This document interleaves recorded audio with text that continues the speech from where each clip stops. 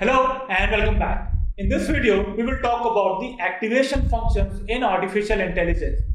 As you might have heard that people say, what's the life without challenges, right?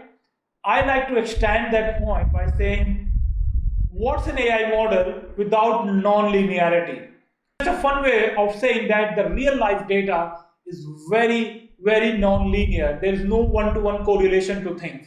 And that's where activation functions come in. They introduce the non-linearity in your model so that the data that you provide to your model can interact not just linearly but also non-linearly, and hence the activation functions. All right, so I hope you'll enjoy this video. Make sure you watch this video to its entirety because it is packed with a lot of new and fundamental information that are essential when you're building any AI model. All right, so without further ado, let's get started.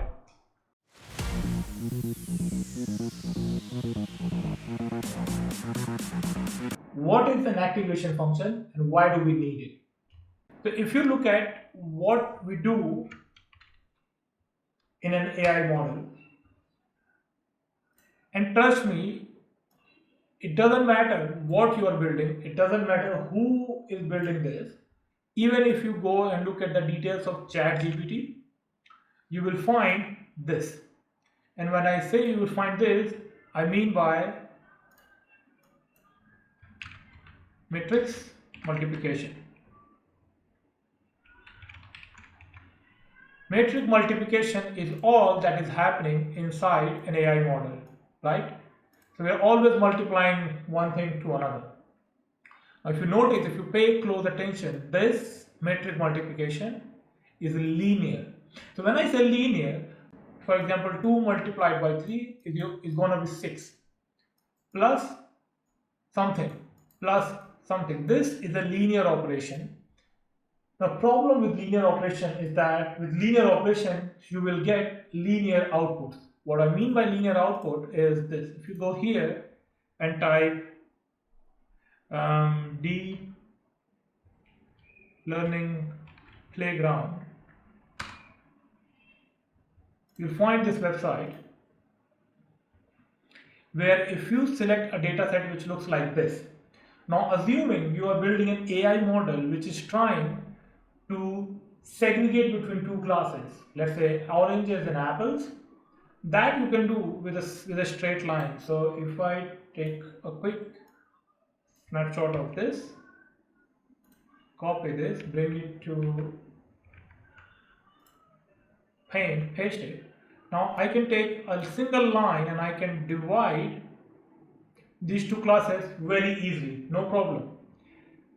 But if you take the actual real world problems that you're trying to solve, your data is going to be very complex, maybe something like this or something like this, which no matter how hard you try, you cannot segregate these two data sets with one single line. And this is where activation functions come in, because what activation functions do, they introduce non-linearity into the calculation.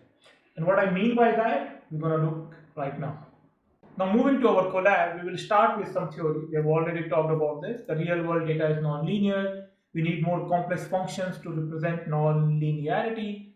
And this is a non-linear function. Therefore, we need activation functions to activate non-linearity in the AI model. So before we learn that, here's an important function called activation function. Now Sigmoid is in general, it's not an activation function. In most of the cases, you will never use Sigmoid as an activation function. But it does fall in the activation function, let's say class, so we will discuss this. Most of the time, Sigmoid function is used as the final layer of your entire feedforward or whatever network you are designing, okay? But I think it's a good idea to discuss it here.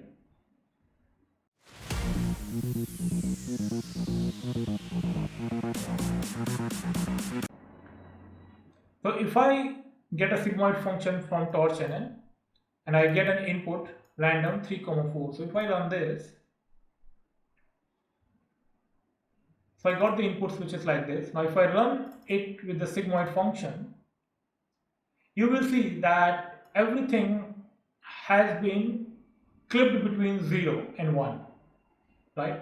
So nothing is negative anymore. So sigmoid function basically clips everything to 0 or 1.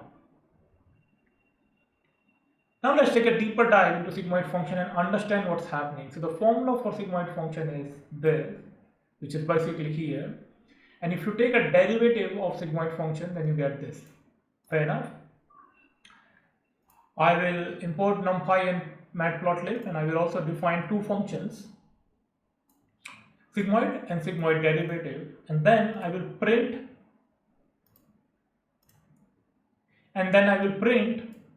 both sigmoid and sigmoid derivative. You don't have to bother about what's written here, you just need to understand the concept. Because everything is basically done for you in Python. You just have to pick and choose between what is relevant for your use case, okay? So as you can see, the sigmoid function basically runs from 1 and 0. You can see it here. So whenever the value is 0, it's around 0.5 and it just clamps down to 0. And if you take the derivative of sigmoid function, the highest value is 0.23. Now this is a major problem when you are dealing with sigmoid functions. You in general will never use sigmoid function as activation function, and that is because the highest value of this, its derivative is 0.23, which basically means is if you have, which you will always have, let's say this is your layer 1, layer 2, layer 3, layer 4, dot dot dot, dot dot dot, layer n, and in between, let's say you are using sigmoid function, right? You are using sigmoid function in between for all the layers to introduce nonlinearity.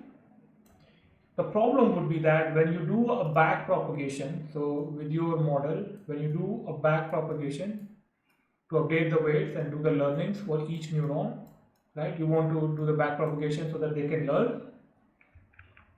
Very soon you will see that the gradient, the differentiated value that was started from here, and it starts to flow to this layer, to this layer, to this layer, to this layer.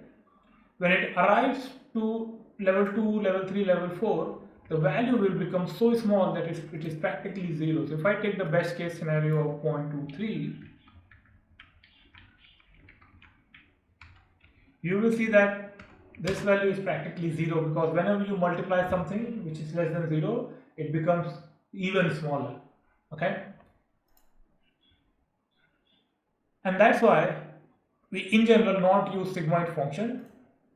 Sigmoid function as an activation function will basically, or most of the time, will result into vanishing gradient problem. So how do we overcome it? We overcome it by several other activation functions, which we will see now.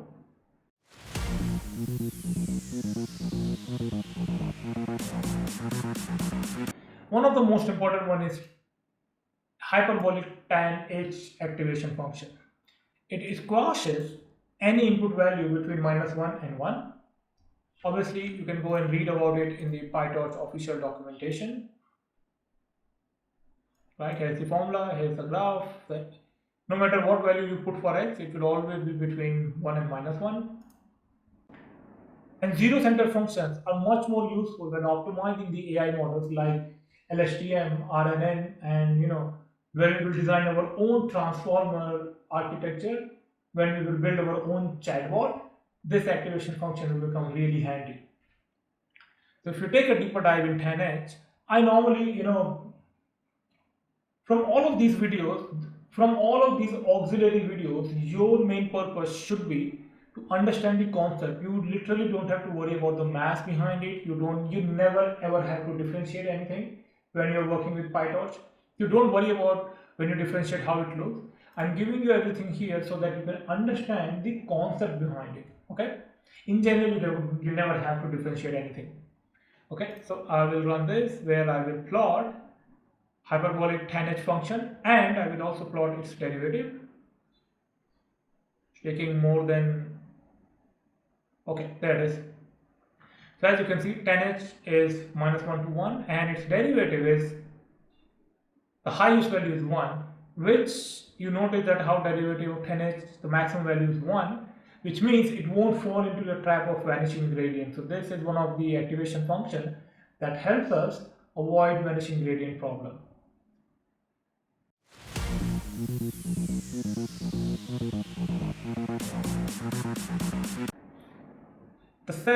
The other, or one, two, three, the third activation function I want to talk about is called ReLU. Now this is one of the most widely used activation functions that you will see. What it does, it's very simple. Whenever the value is negative, it just returns 0. Otherwise, it just returns the same value. So if I again plot ReLU for you, this is how it looks. So if value of x is greater than 0, it keeps the original value. And if you differentiate it, you will see that it's either 1 or 0. Now you should notice that ReLU is really important. It's really handy, let's say, activation function, but it also introduces vanishing gradient problem, because anything which is negative will be clipped down to 0, so whenever you multiply something with 0, it will become 0. Therefore, there will be no learning. So no parameters will be changed or updated when you backpropagate for the negative values. That you have to keep in mind, right?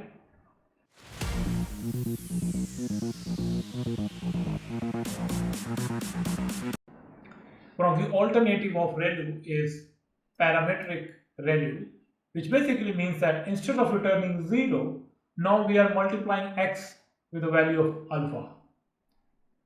What this does is, and this alpha is basically learnable, so we introduce a very small value of alpha and then let model decide what the value of alpha should be. And as you can see here, alpha is learnable, which when not required, it could also be 0, and hence acting as a ReLU activation function. So PReLU is quite good, and it actually avoids the vanishing gradient problem because the parameter is learnable, right? Perfect.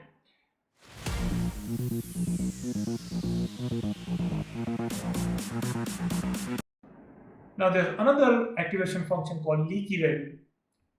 Leaky ReLU is a variation of Parametric ReLU, where we, instead of having a learnable alpha, we put a predefined value of 0.1, so that we have some smaller negative values whenever there's a negative value. Therefore, when you differentiate the function, there is some positive, or let's say there's some non-zero value coming up.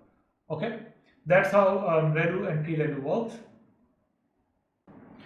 Excellent. I'm really happy that you have watched the video until here, and you know that if you like the video, if you're learning something in this AI series, make sure you like the video, comment on the video, and share this with 3 of your friends. This is a zero cost effort from your side, but it will help the channel immensely. So make sure you share this video with at least 3 of your friends, and I will see you in the next video, where we will talk about the optimizers in artificial intelligence. I'll see you there.